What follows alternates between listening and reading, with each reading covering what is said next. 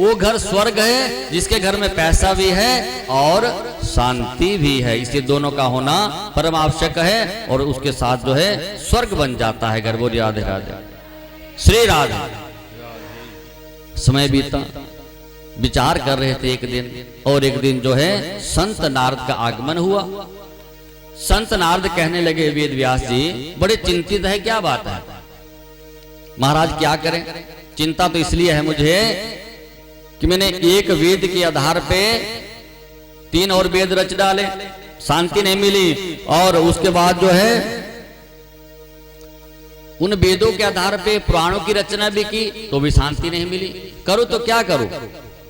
तो कहा महाराज जब तक आप श्रीमद् भागवत कथा का आरंभ नहीं करेंगे, भागवत कथा का पुराण नहीं लिखेंगे, तब तक आपके मन में शांति नहीं मिलेगी। बोली राधे राधे। इसलिए आप अब भागवत कथा को रचो और श्रीमद् भागवत की रचना कर डालो। मैं तुम्हें चतुर्श्लोकी भागवत देता हूं। वेद व्यास कहने लगे अरे बाबा अब बूढ़ा हो गया, शरीर में जान नहीं है और अब कहां लिख पाऊंगा मैं? तो कहा कि देखो जब गुरु की कृपा हो जाती है तो सब कुछ सुलभ हो जाता है। जब गुरु कृपा होती है तो कहने लगे महाराज संत नारद क्या कहने लगे, अपने पूर्व जन्म का वृत्तांत जो संत नारद ने सुनाया। मैं एक दासी पुत्र था और मेरी माता जो है मुझे बचपन से संतों के आश्रम में ले गई और संतों के आश्रम में रहने से मेरे ऊपर संतों की कृपा हो गई, क्योंकि बचपन में ही मेरे पिता का देह विसान हो गया था। इसलिए माता अकेली थी तो संतों के आश्रम में ले गई, वहां रहने लगे। और मैं संतों के सानिध्य में इतना आतुर हो गया कि अब ऐसा मन किया कि मैं इन संतों के साथ ही चला जाऊं। बोली राधे राधे। इन संतों के साथ चला जाऊं ऐसा मन में भाव उत्पन्न हो गया। तो एक बार चतुर्मास करने के लिए संत वहां पे आए कि एक जगह पे है जब चतुर्मास आता है तो एक जगह पे वो 4 महीना भजन करते हैं संत लोग। आश्रम में संत आए तो उन्होंने ज्ञान दिया, संसार के बारे में समझाया। तो उसमें मेरा नाम रामदास था, तो मैं संतों की सेवा करता था। जहां भी संत दिखेंगे उन्हें प्रणाम करना है और जहां भी वो आज्ञा दे बेटा ऐसा काम करो वो काम करो, सब काम करता था। तो जब संत 4 महीने के बाद जाने लगे तो मेरा भी मन हुआ कि मैं उन संतों के साथ ही चला जाऊं, संतों के साथ चल जाऊं, मन हो गया मेरा। संतों से कहने लगा महाराज मैं आपके साथ जाना चाहता हूं। संतों ने कहा अभी तो आपकी माता है, अगर माता आदेश ना करे तो नहीं जा सकते। तो जैसे माता के कान में बात पड़ी कि हमारा पुत्र जो संतों के साथ जाने की इच्छा कर रहा है, माता उठी और संतों के पास चलेगी। महाराज एक कष्ट है मुझे। क्या कष्ट है? कि मेरा पुत्र आजकल बहकी बहकी बातें कर रहा है। कि क्या हुआ देवी? कि वो कहता कि मैं बाबा बन जाऊंगा। बोली राधे राधे। कि मैं बाबा बन जाऊंगा और इन संतों के साथ ही चला जाऊंगा। संतों ने कहा देवी ये तो आपको प्रसन्नता होनी चाहिए इस बात पे कि आपका पुत्र चोर लुटेरा डाकू ना बने। संत बनना कोई मामूली बात नहीं है। किसी पीले वस्त्र भगवा वस्त्र डाली उसे संत नहीं कहते हैं। संत तो साधना से बनते हैं और जिस कुल में एक संत बन जाता है उस कुल की 21 पीढ़ियां तर जाती है। बोलिया आनंद कंद भगवान की। इसलिए संत बनना कोई मजाक नहीं है कि घर में झगड़ा हो गया और घर में झगड़ा करने के बाद चले गए महाराज मैंने तो बाबा बन जाना है। वो साधना नहीं है। साधना के लिए बहुत समय लगता है, उसके बाद संत बनते हैं। समय बीता, जब संतों का सही समय जाने का हो गया, अब माता कहती है पुत्र की नहीं जाना है, पुत्र कहता है संतोष के मैंने जाना है। अब संत भी बीच में फंस गए। महाराज करे तो क्या करे? तो एक दिन संत समझाने लगे। क्या समझाया पुत्र को कि बेटा मातृदेवो भव पितृदेवो भव आचार्य देवो भव। एक तरफ दुख था कि माता चली गई और दूसरी तरफ खुशी थी कि अब पूजा में रुकने वाला कोई और बच्चा ही नहीं। बोली राधे राधे। अब दुख नहीं होगा, इसलिए माता का पूरा कर्म करने के बाद जो मैं उत्तराखंड की ओर चला गया भजन करने के लिए। और वहां पे जो है वही संत मिले, उन्होंने मंत्र भी दिया था, ओम नमो भगवते वासुदेवाय। ये महामंत्र है, ओम नमो भगवते वासुदेवाय। श्रीमद् भागवत में यही सार आता है। श्रीमद् भागवत जी में 18,000 श्लोक हैं, जहां मूल पाठ होता है। और उन 18,000 श्लोकों का जो सार तत्व है वो क्या है? ओम नमो भगवते वासुदेवाय। एक ही मंत्र में सब मंत्र आ जाते हैं। बोली राधे राधे। तो कहा कि एक ही साधे सब सधे, सब साधे सब जाए। साधना एक मंत्री कर लो तो सब कुछ प्राप्त हो जाएगा। 2 मिनट हरिभजन, क्योंकि संत नारद जैसे उत्तराखंड में गए, वहां उन्होंने भजन किया। और भजन करने कौन है? जिसने काम क्रोध मोह को जीत लिया है। बोलिया आनंद भगवान की जय। वो इसका प्रथम अधिकारी होगा। महाराज विचार किया क्यों, तो स्वयं मेरा अपना पुत्र है, लेकिन अपने पुत्र की बढ़ाई करूंगा तो क्या होगा? लोग कहेंगे महाराज अपने पुत्र को बड़ा कह रहा है, उसकी बढ़ाई कर रहा है, तो फिर भी मुश्किल होगा। माता पिता अगर अपने पुत्र की जय जयकार करते हैं कि हमारा पुत्र ऐसा है, हमारा पुत्र ऐसा है, तो भी लोक निंदा हो जाती है। बोली राधे राधे। बोलिया आनंद भगवान की लोक निंदा हो जाती है कि अपने पुत्र को बड़ा श्रेष्ठ, और फिर उससे क्या होता है कि वो व्यक्ति गिरने लग जाता है, अपने पद से गिरने लग जाता है, लोक निंदा होगी। इसलिए कहते हैं कि अपनों की जो सबसे अच्छा अपना हो उसकी कभी बढ़ाई नहीं करनी चाहिए, क्योंकि अहंकार भी हो जाता है। समय बीतते ही मन में विचार के पुत्र तो मेरा है, लेकिन अपने पुत्र को प्रथम अधिकारी भागवत का सुनने का बनाऊंगा तो क्या होगा? तो विचार के लिए पुत्र आए तो सही पहले। कैसे पुत्र आए तो सही पहले? तो भागवत जी का एक आधा श्लोक रटाया। क्या श्लोक रटाया?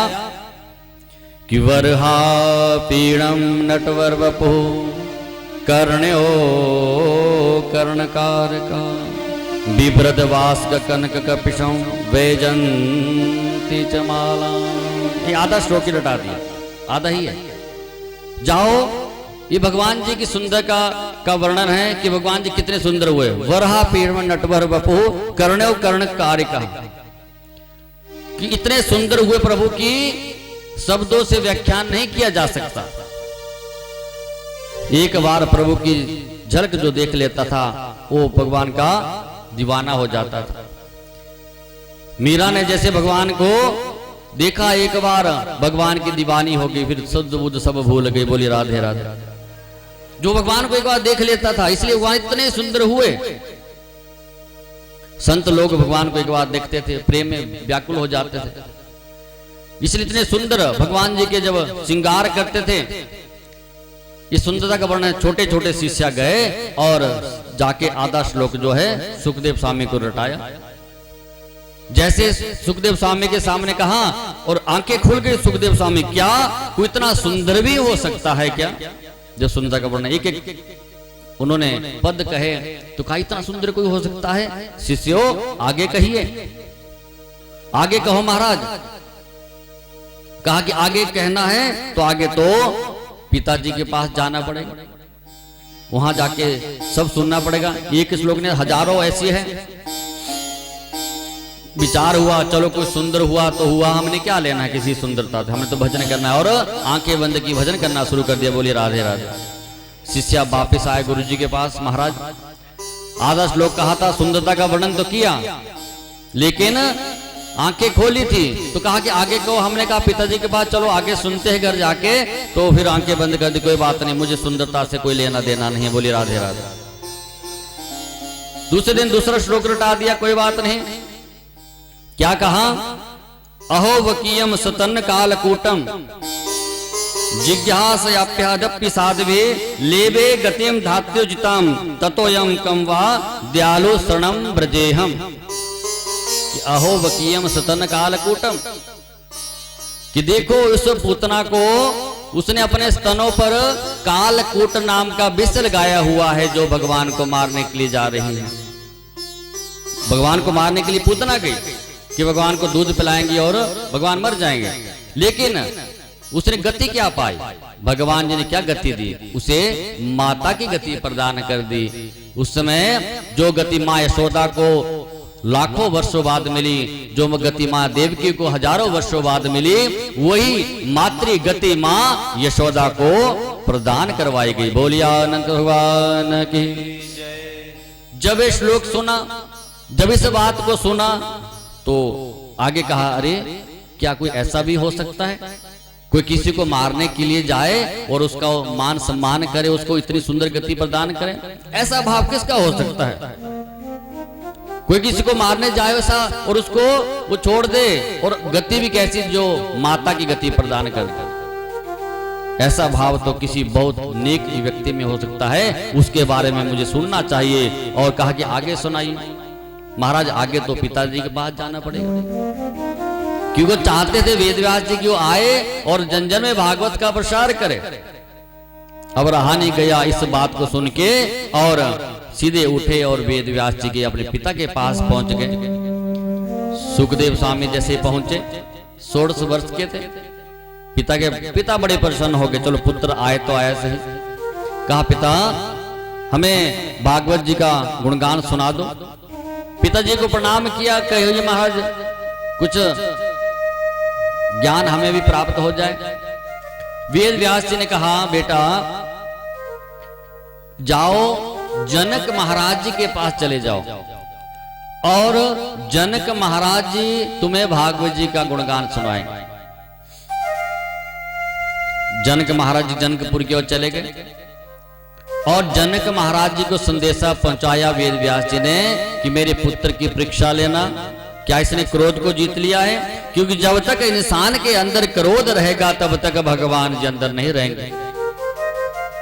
जब तक भगवान जी अंदर प्रवेश नहीं करके, जब तक इंसान के अंदर काम रहेगा तब तक राम जी वहां पर विराजमान नहीं बैठेंगे। बोलिए राधे राधे। जहां काम है वहां राम नहीं है, और जहां राम है वहां काम नहीं है। इसलिए कामना को हटाना पड़ेगा, तभी राम जी वहां प्रवेश करेंगे। बोलिए राधे राधे। जाओ, ऐसा नहीं समझना कि ये मेरा पुत्र है। जैसे आप परीक्षा लो, और एक बार अगर महाराज जनक जी ने कह दिया कि इसने काम क्रोध को जीत लिया है, तो दुनिया की कोई भी ताकत नहीं है जो इस बात को जुटला सके। जैसे ही पहुंचे दरबार पे महाराज, पहुंचते ही सीधे ही संदेश अंदर दरबारी गए और कहा, महाराज बाहर जो है सुखदेव जी आए हुए भागवत श्रवण करने के लिए। अंदर से क्या संदेशा आया? अगले 5 दिन तक समय नहीं है। बोलिए राधे राधे। 1 और 2 दिन नहीं, अगले 5 दिनों तक समय नहीं है मिलने का। महाराज समय है तो रुकिए, अन्यथा चले जाइए। सुखदेव स्वामी बाहर दरवाजे पे खड़े हो गए। इंतजार करना, यहाँ क्या हम सीखते हैं? इंतजार करना। व्यक्ति को इंतजार करने में क्या होता है कि क्रोध उत्पन्न हो जाता है। कहीं आप किसी दफ्तर में चले गए और किसी ने कह दिया कि आधा घंटा रुकना पड़ेगा, आप उसी समय किसी बड़े अफसर को फोन, दूसरे अफसर को, डीसी को, एमएलए को, किसी न किसी को फोन घुमाएंगे। महाराज पास लगाओ, मेरी इतना वेट में नहीं कर सकता, टाइम नहीं है मेरे पास, समय नहीं है मेरे पास। वहीं से अपना दिखाएंगे रुतबा की हम सबको जानते हैं। लेकिन यहाँ जो है सुखदेव स्वामी क्या कहते हैं, वो कुछ भी कर सकते थे, भगवान जी के लाडले भगत थे। लेकिन जैसे कहा कि 5 दिन तक समय नहीं मिलने का, कोई बात नहीं, मुझे तो अपना काम करना है, तो बाहर दरवाजे पे खड़े हो गए। 5 दिन और रात उसी दरबार पे खड़े रहे सुखदेव स्वामी। और फिर जनक महाराज जी ने अंदर से संदेशा दिया दरबारियों को कि जाओ बाहर जाके देखो, अगर लेस मात्र भी क्रोध हुआ, क्योंकि क्रोध दिख जाता है, चेहरे से ही क्रोध का पता लग जाएगा कि व्यक्ति के अंदर क्रोध आ गया है कि नहीं है। चेहरा देखने से क्रोध पता लग जाएगा। अगर जनिक भी क्रोध हुआ तो बाहर से ही भेज देना। बोली राधे राधे। जैसे ही सैनिक गए और सैनिकों ने देखा, क्या देखते हैं कि सुखदेव स्वामी जिस प्रकार 5 दिन पहले आए थे उससे भी सुंदर चेहरा खिला हुआ मुस्कान चेहरे पर है और क्रोध तो लेस मात्र भी नहीं है। बोली राधे राधे। अंदर प्रवेश हुए तो जनक महाराज ने मन में विचार किया कि इन्होंने क्रोध पर विजय प्राप्त कर ली है।